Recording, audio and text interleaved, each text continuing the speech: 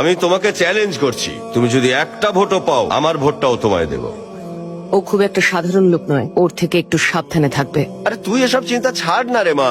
তুমি ওকে ভালোভাবে চেনো না।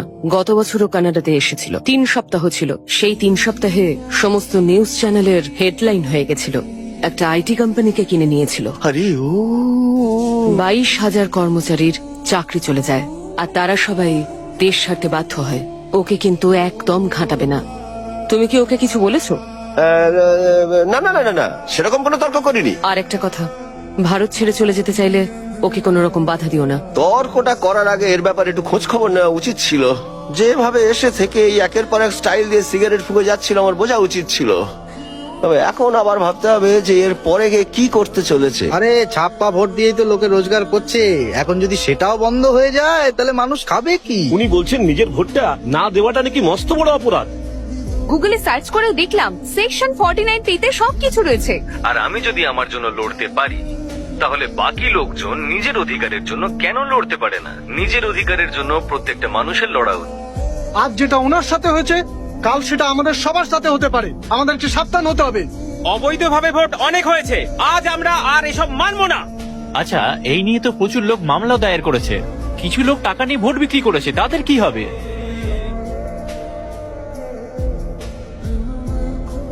আমি ওর ব্যাপারে সব খোঁজ নিয়েছি, কিন্তু ও যে আপনার নামে কেসটা করেছে তার কি করবেন? সেসব আমি দেখে নেবো, তুই শুধু ওর ফ্যামিলির ব্যাপারে খোঁজটা নে। আর ফ্যামিলিতে আছেই বা কে কে? ওর ফ্যামিলির ব্যাপারে সব খোঁজ নেওয়া হয়ে গেছে। ওর বাড়িতে ওর ঠাকুমা এবং ওর মা আছে, আর একটা দাদা আছে, আর ওর দাদার 2টো ছোট মেয়ে আছে। কালকে ও ওর পরিবারকে নিয়ে কোথাও একটা বেড়াতে যাচ্ছে। 1 মিনিট দাঁড়াও। আমায় মারতে বলেছে নাকি ভয় দেখাতে বলেছে? যদি ভয় দেখাতে বলে তাহলে বলে দে আমি ভয় পেয়েছি।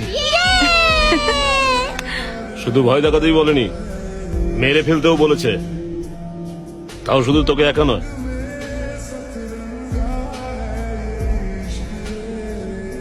হ্যাঁ, টাচ কর। হ্যাঁ, টাচ কর।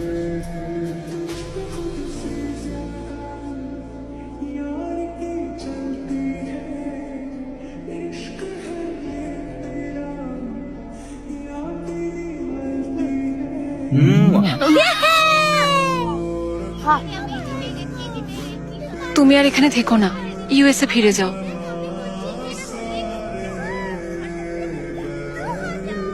হ্যালো, তাই?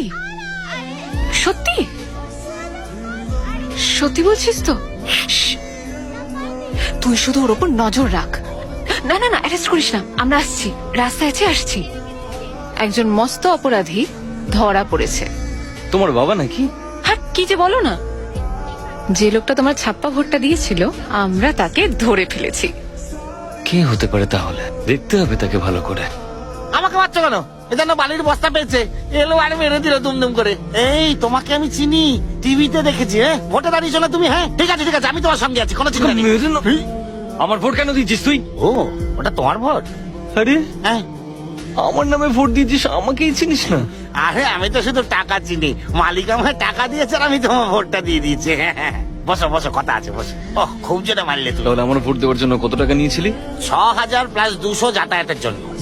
আরে এই একটা ভোট দেওয়ার জন্য আমি কয়েক লাখ টাকার টিকিট খরচা করে দূর থেকে এসেছি।